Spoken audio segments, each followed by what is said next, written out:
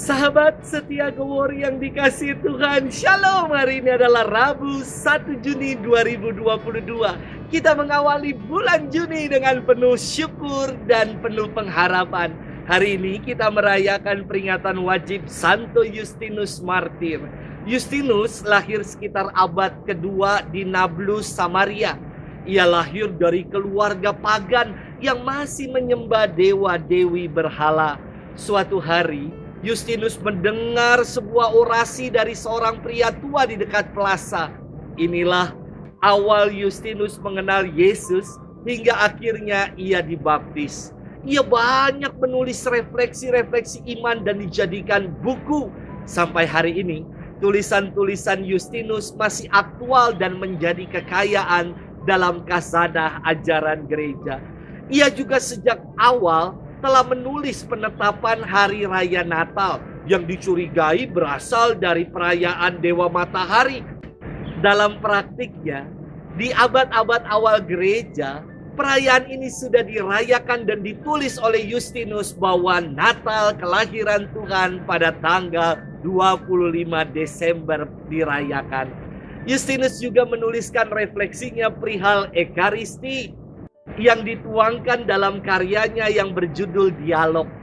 Ia menggambarkan bahwa Ekaristi adalah perjamuan ilahi karena Kristus diri yang sungguh hadir di dalamnya. Dan dalam perayaan Ekaristi, persekutuan umat beriman dikuatkan dan diutus untuk bersaksi tentang kebenaran. Justinus wafat sebagai martir pada tahun 165. Hari ini kita akan bersama-sama merenungkan firman Tuhan yang diambil dari Injil Yohanes 17 ayat 11b sampai dengan 19. Mari kita siapkan hati kita. Haleluya, haleluya, haleluya. Firman-Mu ya Tuhan adalah kebenaran. Kuduskanlah kami dalam kebenaran.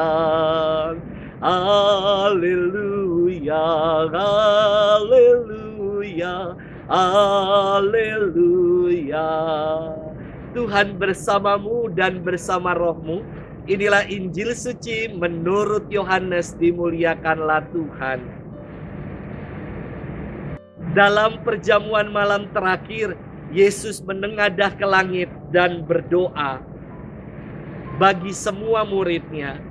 Ya Bapa yang kudus, peliharalah mereka dalam nama-Mu, yaitu nama-Mu yang telah Engkau berikan kepadaku, supaya mereka menjadi satu sama seperti kita. Selama aku bersama mereka, aku memelihara mereka dalam nama-Mu, yaitu nama-Mu yang telah Engkau berikan kepadaku. Aku telah menjaga mereka dan tidak seorang pun dari mereka yang binasa selain dia yang telah ditentukan untuk binasa, supaya genaplah yang tertulis dalam kitab suci. Tetapi sekarang aku datang kepadamu, aku mengatakan semuanya ini sementara aku masih ada di dalam dunia, supaya penuhlah sukacitaku di dalam diri mereka. Aku telah memberitakan firman-Mu kepada mereka, dan dunia membenci mereka, karena mereka bukan dari dunia, sama seperti aku bukan dari dunia. Aku tidak meminta supaya Engkau mengambil mereka dari dunia, tetapi supaya Engkau melindungi mereka dari yang jahat. Mereka bukan dari dunia, sama seperti aku bukan dari dunia. Kuduskanlah mereka dalam kebenaran. Firman-Mu adalah kebenaran. Sama seperti Engkau telah mengutus aku ke dalam dunia, demikian pula aku telah mengutus mereka ke dalam dunia.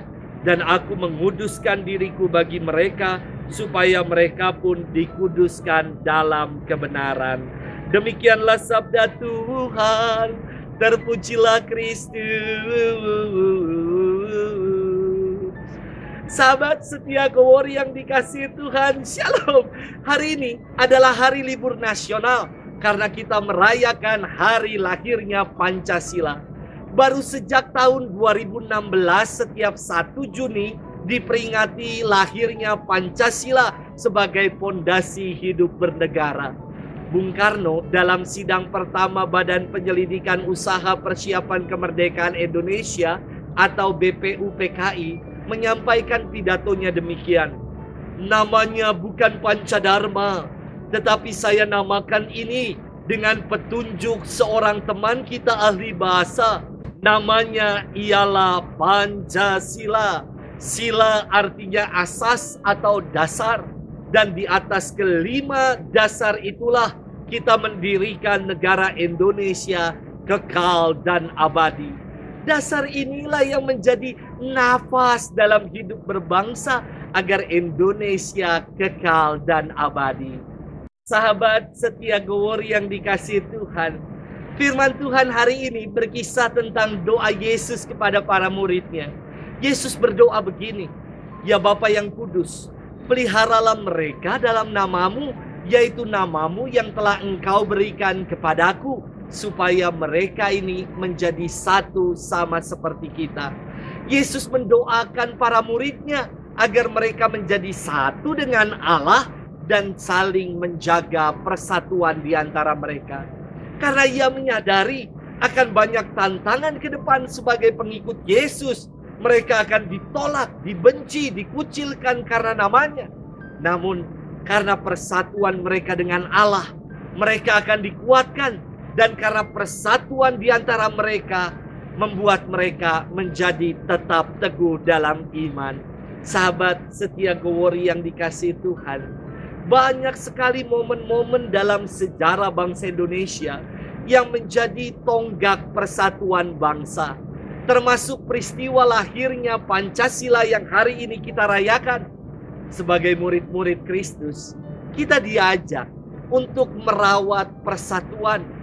Tagline yang senantiasa diwartakan, 100% Indonesia, 100% Katolik, perlu kita tunaikan dengan sikap peduli dan cinta tanah air. Sudahkah kita buat itu?